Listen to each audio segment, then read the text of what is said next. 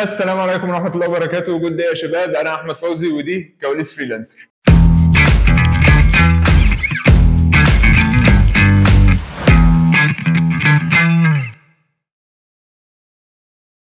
مساء الفل يا شباب. أنا عارف إن أنت أول ما بتبدأ الفريلانسنج بيبقى الموضوع صعب بالنسبة لك إن أنت تلاقي أنهي موقع اللي أشتغل عليه على طول.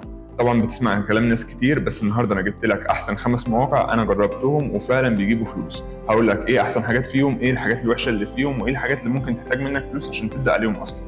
تعال نبدأ بأول موقع وهو أبورك. أبورك هو من أكبر مواقع الفريلانسنج اللي هتلاقي عليه تقريبا كل أنواع الشغلانات اللي أنت محتاجها.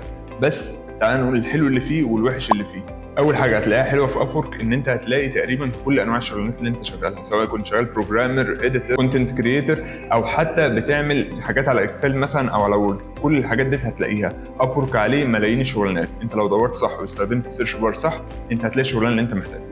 تاني حاجه هتلاقيها على ابورك ان السيرش بار بتاعه فعلا هيفيدك جدا، لان انت ممكن تلاقي عليه كل الشغلانات اللي انت عايزها زي ما قلنا، بس بالكي ووردز بتاعتها. يعني انت مش لازم تكتب تايتل كامل للشغل. انت مثلا لو بتشتغل كونتنت كريتور او انت عايز تكتب مقالات، انت لو كتبت كونتنت بس انت هتلاقي الاف الشغلانات اللي بتنطبق عليها الاسم ده، فانت بكي وورد واحده ممكن تلاقي الاف الشغلانات. ثالث حاجه حلوه على ابورك وهو الفلترز بتاعته. ابورك بينفرد بالحته ديت ان هو الفلترز بتاعته ممكن تحميك جدا من النصب. دي حاجه. تاني حاجه هتحميك من ان انت تضيع وقتك كتير، لان ابورك عنده فلتر ان انت تعمل بيمنت فيريفايد، ودوت اول حاجه واهم حاجه فيهم، ان انت بتتاكد ان الشخص اللي قدامك ده هو حاطط فلوس في ابورك، وان ابورك بيضمن لك ان هو هيديك فلوسك حتى لو هو في نيته انه ما يدفعش، الفلوس هتوصل لك من ابورك. تاني حاجه في الفلترز ان انت على حسب الليفل بتاعك، يعني لو انت مبتدئ او عندك خبره او شاطر جدا في المجال ده، كل المراحل دي هتلاقيها. فانت ممكن تختار من بيجنر لانترميديت لاكسبرت. بعد كده ممكن تدور على الفلترز الناس اللي قدمت على الشغلانه. لو انت عايز تقدم على شغلانات لسه نازله دلوقتي حالا وقدم عليها 2 3 ممكن تلاقي، ولو عايز تلاقي شغلانات قدم عليها ناس كتير او الراجل ده طالب ناس كتير في الشغل هتلاقيها برضه. كل دوت موجود في الفلترز. وابورك من احسن المواقع اللي بتقدم لك خدمه الفلترز دي. اهم حاجه في ابورك ان هو بيقدر يشيل الفلوس بتاعت الكلاينت عنده، واول ما بتخلص لو الكلاينت قال لك ان هو مش هيديك فلوس انت بتروح على طول على ابورك وتسلمه الشغل بتاع الكلاينت وبتوري له سكرين شوتس الشات، او هو اصلا بيبقى عنده اكسس للشات ده وبيقدر يعرف ان انت عملت الشغل ده، فبيديك الفلوس بغض النظر عن راي الكلاينت. طيب تعالى لو الكلاينت مثلا قرر ان هو يسحب الفلوس ديت، بيبعت لك نوتيفيكيشن على الايميل وعلى المسجز على ابورك بيقول لك ان الكلاينت محتاج الفلوس بتاعته. لو انت خلصت الشغل او ده ما كانش اتفاق ما بينك وبين العميل، بتروح تقول لابورك انا مش هرجع الفلوس انا محتاجها. لو انت متفق مع العميل خلاص بتوافق والعميل بياخد فلوس تاني. رابع حاجه ودي من احسن الحاجات اللي بقابلها على ابورك، ان ابورك بيغنيك عن واتساب او عن الايميلات او الحاجات دي كلها، لان المسجز بتاعتهم بتبقى كويسه جدا، فانت بتقدر تتكلم مع العميل في وقتها من غير ما تحتاج ان انت تطلع بره الابلكيشن. وده طبعا بيبقى امان ليك اكتر، لان ابورك بيحذرك ان انت تطلع بره الابلكيشن من غير ما يبقى اتفاق ما بينك وبين العميل. وزي ما هي حاجه فيها حاجات كويسه فيها حاجات وحشه. ابورك اول حاجه ثمن الخدمه اللي هو بيقدمها لك هو بياخد مقابل 10%، يعني انت لو بتاخد $100 هو هياخد منك $10.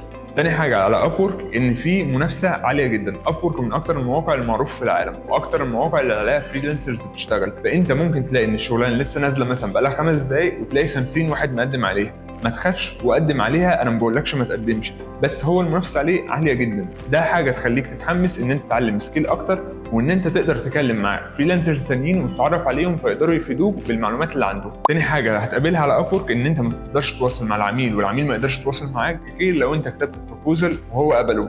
تاني موقع هنتكلم عليه وهو فايفر. فايفر ده انت بتعمل جيجز عليه، هو عباره عن شغلانه انت بتعرضها للناس والناس بتبدا تكلمك ويطلبوا منك الشغلانه ديت عشان يدوك قصادها فلوس. تعال اقول لك الحاجات الحلوه اللي فيه والحاجات الوحشه اللي فيه. اول حاجه كويسه على فايفر هتلاقيها ان هو سهل التعامل معاه، كل الاوبشنز اللي انت هتحتاجها هتلاقيها قدامك، مفيش حاجه مستخبيه ومفيش حاجه هتضطر ان انت تروح تدور بره عشان تعرف بتشتغل ازاي، من اول التسعيره للصور للديسكربشنز كل حاجه موجوده. وكمان بيبقى فيه زرار هيلب ان انت لو دوست عليه هو بيقول لك ازاي تكتب ديسكربشن احسن للشغلانه اللي انت عايزها او تختار صور احسن، فهو كل حاجه انت هتحتاجها هتلاقيها قدامك. تاني حاجه هتلاقيها كويسه على فايفر وان الاسعار هناك محدده جدا، هي $5 ومضاعفاتها 5 15 20 وهكذا. فانت الاسعار بتبقى محدده جدا، انت مفيش اي لعب في الاسعار، العميل بيبقى عارف السعر اللي هو هيدفعه، انت بتبقى محدد السعر اللي انت عايزه، فمفيش حد هيجي يقول لك مثلا الشغلانه بتاعتك تستاهل 5 فانا هدفع 5. لا، السعر اللي انت حاطه والعميل هيكلمك عليه هو ده اللي انت هتاخده وعلى حسب الباقه اللي هو بيختارها. وديت تنقلنا لثالث حاجه وهي ديت الحاجه كويسه جدا في فايفر، ان انت بتعمل باقات لنفسك. انت عارف ان الشغلانه ديت مثلا بتاخد $5 فانت بتعملها، بس انت عارف ان انت ممكن تزود تاتش من عندك بس تبقى ب $10. مش لازم ان انت تلغي اول باقه، انت بتحط اول باقه وثاني باقه وثالث باقه وبتسميهم. فديت حاجه بتبقى حلوه جدا بالنسبه لك، لان انت بتقسم شغلك وبتقدر توري العميل انا اقدر اعمل 1 2 3، وهو بيختار على حسب اللي هو هيقدر يدفعه. وبعدين بالنسبه لك بتبقى كويسه لان انت تقدر ان انت توري كل السكيلز اللي عندك وكل واحده في باقه لوحدها. تعالى بقى اقول لك على الحاجات الوحشه اللي هتقابلها في فايفر، وديت ممكن تحسها ان شويه انا عكس اللي لسه قايله، ان الاسعار هناك بتبقى ثابته انت ما بتغيرهاش ما دام انت حطيتها والعميل كلمك مش تقدر تغيرها. بس الحلو ان انت ممكن تكتب ان انا ممكن اعدل على الشغل ده مثلا مره 2 3، فالعميل بيبقى ملتزم بده. بس زي مثلا ان انت حسيت بعد اول تعديل اللي انت كاتبه بايدك ان انت محتاج فلوس اكتر، مش هتتغير، فايفر مش هيغيرها لك، لان ده الاتفاق اللي انت اتفقت بيه مع العميل. زي مثلا ان انت حطيت 10 دولار وبعد ما خلصت الشغل انت حسيت ان انت عايز 15 دولار، مش تاخدهم، انت هتاخد 10 دولار بس. تاني حاجه هتقابلك في فايفر ان فايفر بياخد منك 20% على اي معامله ماليه انت هتعملها، يعني انت لو عملت مثلا ب 10 دولار انت هتقبض 8 دولار، وديت مش بتتغير. تالت حاجه هتقابلها ان مش تقدر تكلم العميل وتتواصل معاه وتعرض له الشغل بتاعك غير لما العميل يقبل الشغل ده ويبدا ان هو يتواصل معاك. يعني لو في عميل مثلا دخل بس انت مش تقدر تعرف ده او مش تقدر تتواصل معاه وتقول له والله انا ممكن اعدل لك كذا غير لما يبقى في فلوس فعلا بتتحرك. فديت ممكن بتبقى شويه مشكله لبعض الناس لان هم مش عارفين يتواصلوا صح، ولو مفيش تواصل صح فالشغل دوت بيقف على طول. اخر صعوبه ممكن تقابلها على فايفر وان هو عليه كومبيتيشن عاليه جدا، المنافسه عليه عاليه جدا، وهتلاقي ناس ان هو ممكن يبقى عامل جيج واحده وعليها الاف الشغلانات، فانت تحاول تعمل زيه فما تلاقيش حد بيكلمك. هو مش محدش يكلمك، الراجل ده بقاله سنين عامل الجيج ديت. هو هتلاقي ان هو بيقبض كتير جدا، وهتلاقي مثلا الجيج بتاعته ب 10 دولار وهو عامل 20,000 واحده، فلما تيجي تحسب تلاقي 200,000 دولار. انا هعمل زيه، هتبقى زيه بس بعد شغل كتير جدا، فما تحبطش وتقول انا همشي. امشي واحده واحده، اول عميل عشان يجي لك هتاخد فتره، لكن بعد اول وتاني عميل الدنيا هتبقى اسهل بكتير، وهتلاقي عملاء كتير بتكلمك والشغل بقى اسهل بكتير. ثالث موقع معانا النهارده وهو فريلانسر.com. فريلانسر.com هو من اكبر واقدم المواقع الفريلانسنج الموجوده. تعال اقول لك على شويه مميزات وعيوب هتلاقيها في الموقع ده. اول ميزه هتلاقيها على فريلانسر.com وان هو عليه كل انواع الشغلانات، كل اللي عليك ان انت تكتب الكيورد اللي هتمثل الشغل اللي انت بتقدمه وهتلاقي الشغلانه اللي تتوافق مع الشغل ده. تاني حاجه هتلاقيها وان انت هتلاقي تولز تقدر تستخدمها عشان تحسب بالظبط الفلوس اللي انت المفروض تقبضها. دلوقتي في شغلانات بتبقى فيكسد برايس، ان انت مثلا متفق على 100 دولار فانت بتاخد 100 دولار. في شغلانات تانية بقى بتبقى بتقبض فيها بالساعه، يعني كل ساعه تشتغلها تقبض قصادها مثلا 5 دولار. ازاي تحسب ده؟ عشان تدي للعميل ريبورت كامل في عدد الساعات اللي انت اشتغلتها بالظبط. فريلانسر بيقدم لك خدمه ان هو يقدر يحسب لك الساعات اللي انت اشتغلتها بالظبط عشان تقبض فلوسك على قد الشغل اللي انت عملته. تالت حاجه هتلاقيها على فريلانسر.com وهي حاجه كويسه جدا، انت والعميل بتقدروا تتواصلوا وتتفقوا على كل الديتيلز بتاعت الشغل من قبل ما تبدا الشغل ده.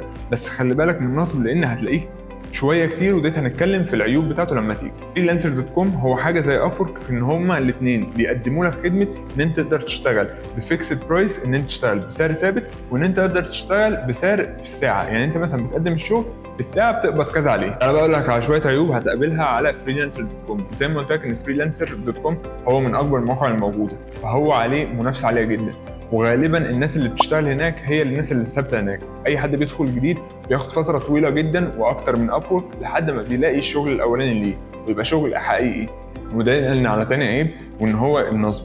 فريلانسر.com هو فيه مشكله ان هو عليه نصب كتير جدا. فريلانسر.com نفسه ملوش دعوه بالموضوع ده خالص، هو كموقع هو امان، لكن في ناس كتير جدا بتستغل ان انت ممكن تعمل بوست لشغلانات كتير جدا وان هي بتبعت نوتيفيكيشنز تقريبا لكل الناس، فالناس بتبدا تتكلم معاك، والناس دي غالبا بيطلبوا منك ان انت تبعت لهم فلوس عشان يبعتوا لك العقد. اوعى تعمل ده. اي حد هيجي يكلمك غالبا هيقول لك تعالى على التليجرام او جيميل او واتساب، دولت كلهم نصابين، ودولت موجودين كتير قوي على فريلانسر.com، وللاسف مفيش فلتر زي ابورك ان هو تقدر تشيله.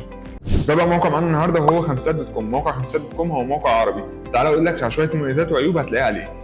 اول ميزه عليه وهو ان هو موقع عربي، انت تقدر تتواصل مع ناس من مصر ومن الوطن العربي هناك، فدي بتسهل لك موضوع ان انا ما عنديش اللغه مثلا كانجلش، هناك ممكن تتكلم مع الناس عربي، فديت من اهم المميزات اللي فيه. تاني حاجه كويسه على خمسات.com ان انت بتقدر ان انت تتواصل مع العميل على طول، مش لازم يبقى فيه خطوات الاول عشان تتكلم معاه، انت بمجرد ان انت عملت اكونت واتقابلت عليه والعميل كلمك انت على طول تقدر تتواصل معاه وتبداوا تتكلموا في كل تفاصيل الشغل. بعد كده موضوع الدفع، هناك الموضوع امان جدا والفلوس فعلا بتوصل لك، فانت ما تخافش من حته ديت على موقع خمسات.com خالص. موقع خمسات.com بشوفها ان هي من اهم المميزات اللي هتلاقيها ان انت تقريبا كل اللي بتتكلم معاهم هم عرب، وغالبا ممكن يبقوا كمان من مصر، فدي بتبقى حاجه حلوه جدا ان انت لو قدمت شغل والشغل ده كان كويس والعميل عجبه الشغل انت ممكن تتواصل معاه ويبدا ان انت يبقى في شغل على ارض الواقع فعلا ما بينك وبين العميل بره خمسات دوت كوم. فديت هتلاقيها ميزه حلوه جدا ممكن ما تلاقيهاش في حته ثانيه، لان غالبا الباقيين هو من بلاد مختلفه.